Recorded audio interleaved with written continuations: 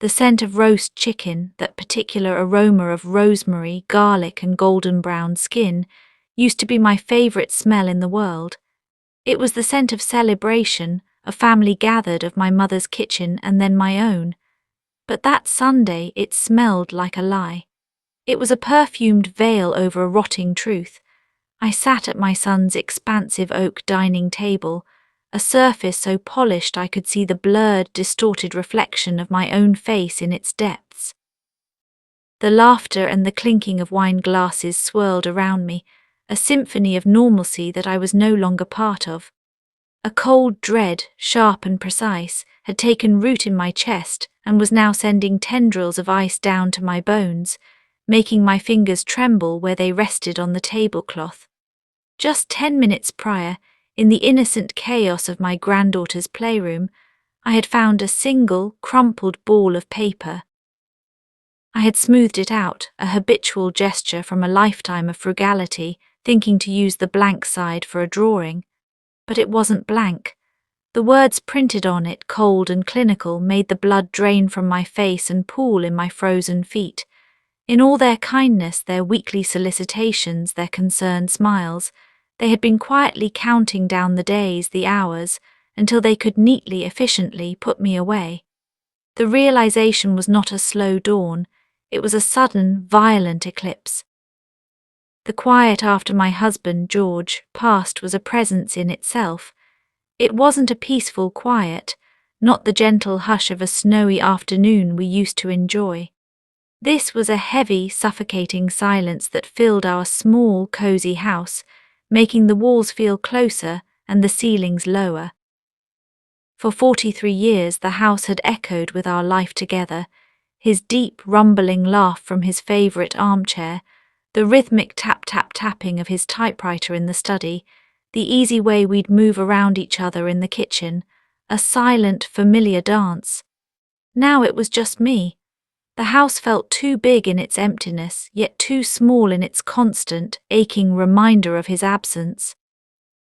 Every corner held a ghost, his gardening hat still hanging by the back door, the faint indentation of his head on his pillow, the dog-eared copy of a John le Carré novel on his nightstand, a bookmark forever holding his place halfway through.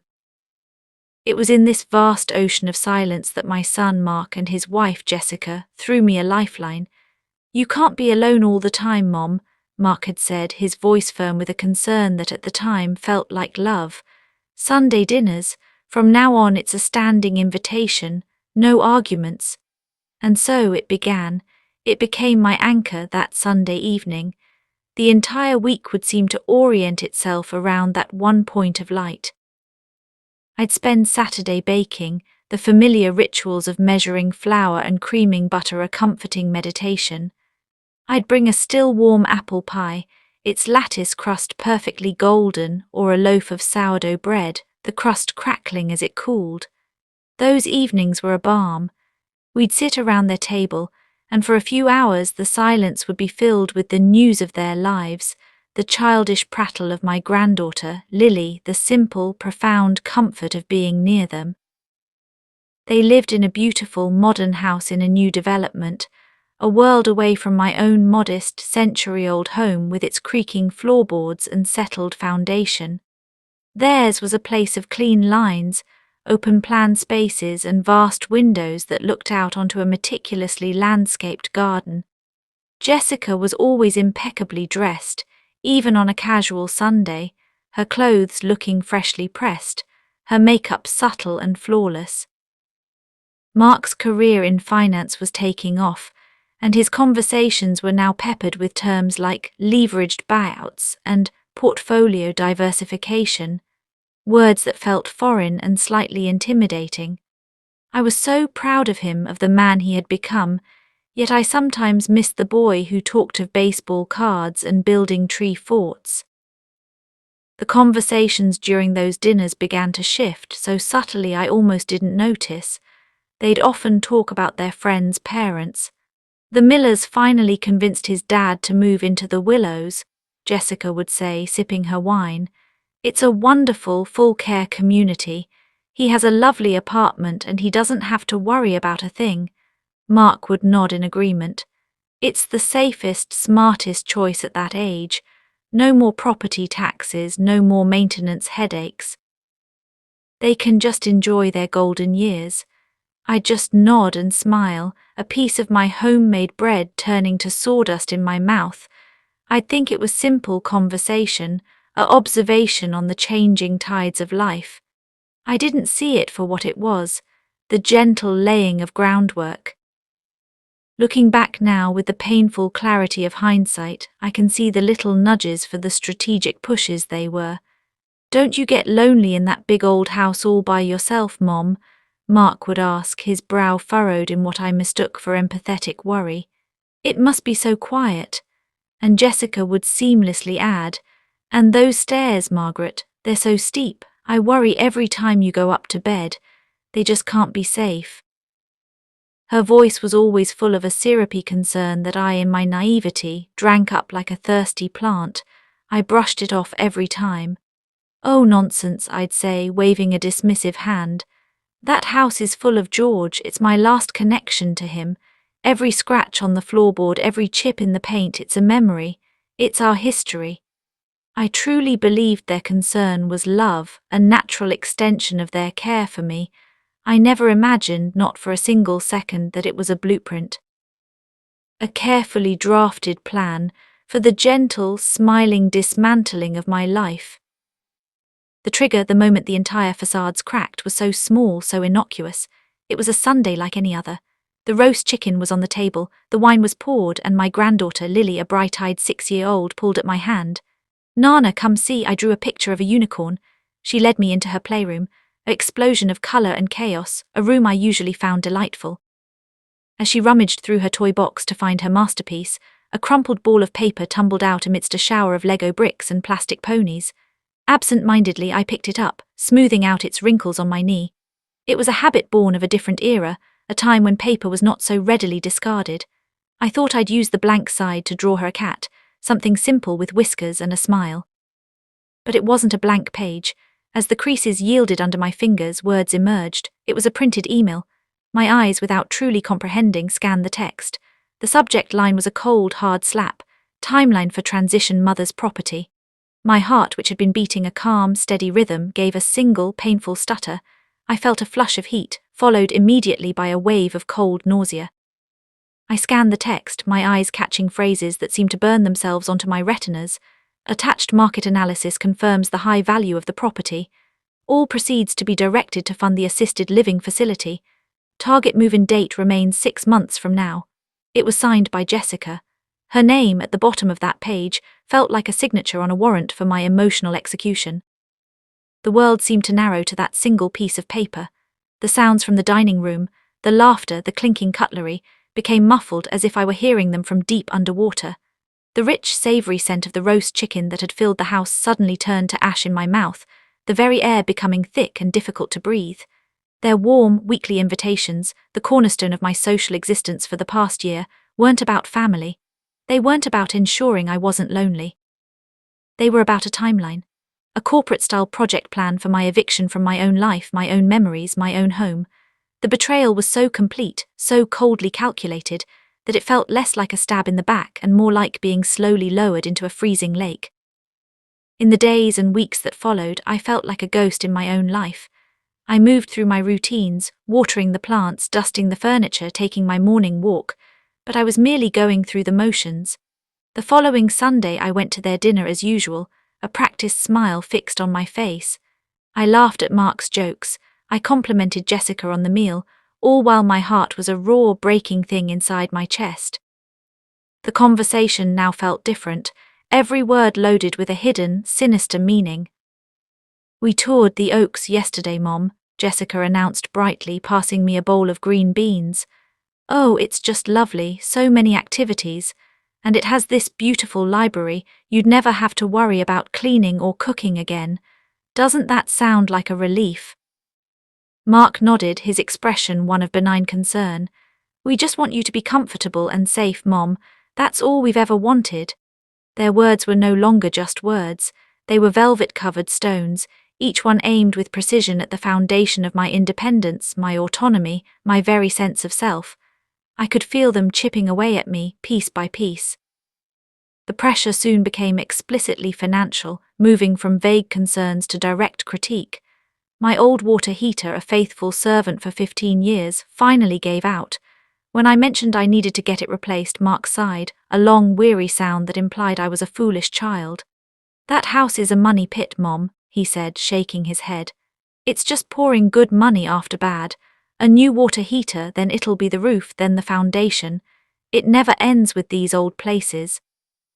They started questioning my smaller expenses, things they'd never noticed before. "Do you really need that particular brand of tea, Margaret?" Jessica would ask, her tone light but her eyes sharp. "I saw a receipt, it's so expensive, and all those magazines you subscribe to in this digital age."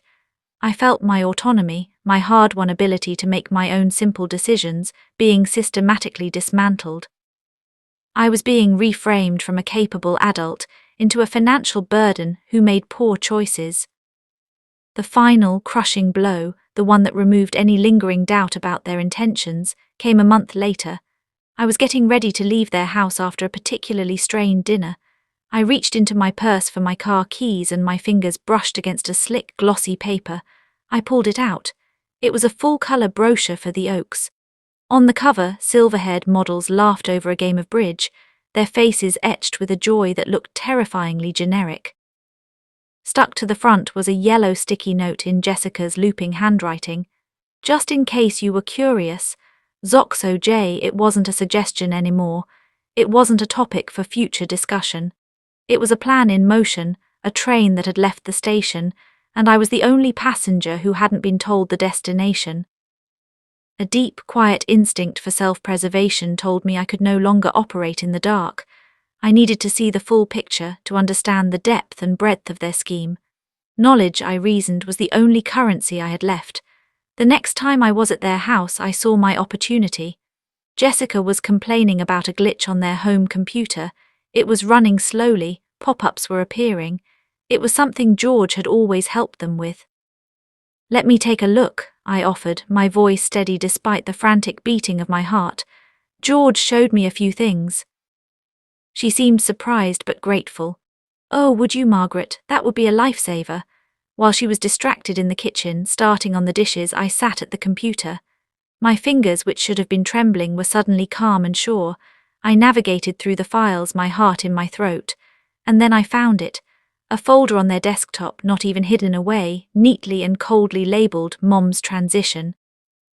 I clicked it open. Inside was a treasure trove of betrayal. There was a full asset spreadsheet with a column for my house, its estimated sale price highlighted in green. Next to it was the monthly cost of the Oaks, broken down into terrifying detail: meal plan, utilities, cleaning service. There was a budget for moving services for estate sale organisers. And then, the piece that felt the most like a violation, a digital calendar. My Sunday dinners were marked, and in the notes for each upcoming dinner were reminders. Discuss safety concerns, reinforce benefits of community living, address financial drain of old house. They had a strategy. My weekly dose of family, the thing I cherished most, was a scheduled, tactical part of their plan to relocate me, to package me away like an inconvenient piece of furniture. The power in the room shifted palpably in that moment, though I was alone. The hurt and shock solidified into something else, a cold, clear and furious resolve. I was no longer a sad, retired mother being gently herded toward her fate. I was now the only one who knew the full playbook, and that knowledge was a weapon. I didn't confront them.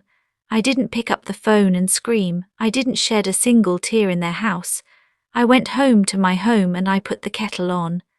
The familiar ritual of making a pot of strong, dark English breakfast tea was an anchor in the storm. I sat at my own kitchen table, the one where George and I had shared thousands of meals, and I planned. My goal wasn't to destroy my son, though the anger was a hot coal in my gut. It wasn't about a dramatic, vindictive revenge. My goal was to secure my home and my future, permanently and irrevocably. I would reclaim my agency not with a shout but with a signature. My plan was not about revenge. It was about protection, about restoration. The next morning I contacted a lawyer. Not just any lawyer, but Irene Sharp, a no-nonsense woman in her 60s who had specialized in elder law for decades. I brought the printed email and my own meticulous notes to her office. I laid out the entire sordid story. Irene listened, her face a mask of professional calm, but I saw the flicker of anger in her intelligent eyes. When I finished, she leaned forward, her hands steepled. "This is coercive, Margaret," she stated, her voice firm and clear. "The creation of a secret plan like this, based on promises of care, creates a highly questionable ethical and legal environment. We have a very strong case." We discussed the nuclear option, a lawsuit, a formal challenge to their actions, but I shook my head. A long, public, ugly court battle would only drain me emotionally and financially. It would shatter whatever fragments of our family remained. "I don't want to destroy them," I told Irene. "I just want to make it impossible for them to destroy me." She nodded, understanding completely. We decided the most powerful move was a quiet, strategic, and preemptive one. We would make my wishes legally ironclad. I had my will completely redrafted. I explicitly stated that my house was not to pass to Mark. Upon my passing, it was to be donated in its entirety to a local historical preservation society, as it was one of the original homes in the neighborhood and a piece of local heritage. Then we went further.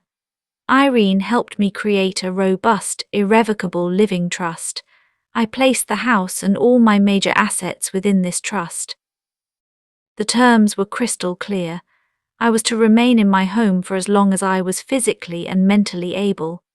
The trust outlined specific, objective criteria for this, removing any subjective safety concerns my son might invent. It appointed Irene as the sole trustee after my potential incapacitation, cutting Mark and Jessica out of any decision-making power entirely. Irene helped me word it with such precision that any legal challenge from family would be not only difficult, but nearly impossible to win. My quiet countermove was not an attack. It was the construction of an impenetrable legal fortress around the life I loved, a fortress built with the quiet, unshakable resolve of a woman who had rediscovered her own strength. The following Sunday arrived, heavy with the unspoken. The dinner proceeded with the usual scripted normalcy. The chicken was roasted, the wine was poured, the conversation was light and trivial. And then, as if on cue from their secret calendar, the conversation turned as scheduled to my future. "You know, Mom," Mark began, using that same gentle, condescending tone that now set my teeth on edge. "We really think—" I held up a hand, my movement calm but firm, cutting him off mid-sentence. The room went quiet. "I know what you think, Mark," I said, my voice soft but unwavering, carrying in the sudden silence. "I know about the timeline. I know about the market analysis for my house. And I know about the Oaks." The effect was instantaneous and profound. The color drained from their faces, leaving two pale, stunned masks. Jessica dropped her fork with a clatter that echoed in the quiet room. She opened her mouth, then closed it, starting to sputter a weak, incoherent excuse about being misunderstood. "I'm not finished," I said, my gaze steady, moving from Mark's shocked eyes to Jessica's panicked ones. "I've had my will and my trust updated.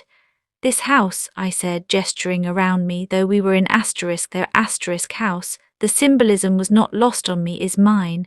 It will always be my home. I will live in it for the rest of my life. And when I'm gone, it will belong to the Historical Society. It will not be sold. It will not be used to fund a life I don't want, in a place I don't choose." The silence that followed was absolute, thick and heavy enough to feel like a physical weight. They stared at me, utterly stunned, their carefully constructed world of patronizing control shattering around them. You can't do that, Mark finally whispered, his voice a ragged mix of shock, disbelief, and burgeoning anger. The mask of the concerned son had slipped, revealing the thwarted strategist beneath. I already have, I replied, my tone still preternaturally calm. The documents are signed, witnessed, and filed. This isn't a negotiation. This is me telling you that your plan, your secret mom's transition folder is over. I watched the fight drain out of him.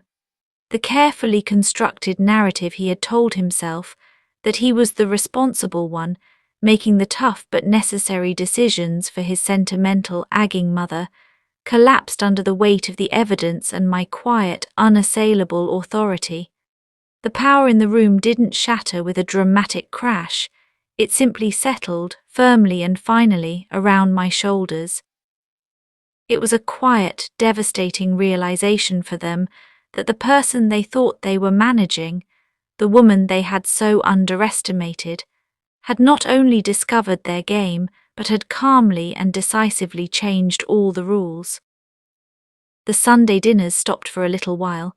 The air between us was too thick with their shame, their embarrassment, and my profound disappointment. The silence on their end was not punitive, I don't think, but the stunned quiet of a checkmate they never saw coming. I used that time to fortify my own life. I joined a new book club at the local library.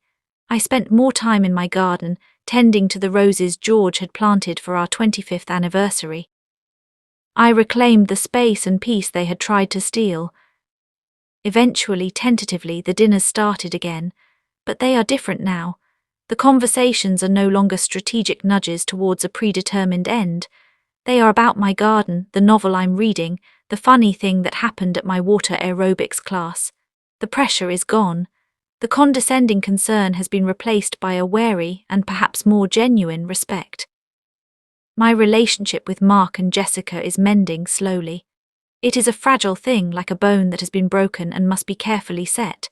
It's based on a new, uncomfortable truth, but it is, for the first time in a long while, honest. They know I see them clearly now, and that knowledge has recalibrated everything. I still see my granddaughter, Lily, and for the purity of her love, for the way she still runs into my arms without a single calculation, I am eternally grateful. She is the bridge upon which we are slowly, carefully learning to meet again. This real-life story, this profound and painful journey, taught me that sometimes the people who claim to care for you the most are the ones planning your life without your consent. I learned that the most dignified revenge is not anger or shouting, but unshakable, deliberate action. It is the quiet strength of holding your ground, of protecting what is yours not just materially, but spiritually and emotionally. I protected my home, the beautiful, memory-soaked shell that George and I built together. But more importantly, in doing so, I protected myself. I reclaimed my voice, my authority, and my right to choose my own path until the very end. True peace isn't the absence of noise, but the presence of your own voice, speaking your truth with quiet conviction. If this emotional story about family, betrayal, and finding your own strength resonated with you, please share your own thoughts and experiences in the comments below. For more calm, reflective real-life stories that explore the complex tapestry of human relationships, please like and subscribe. Thank you for listening.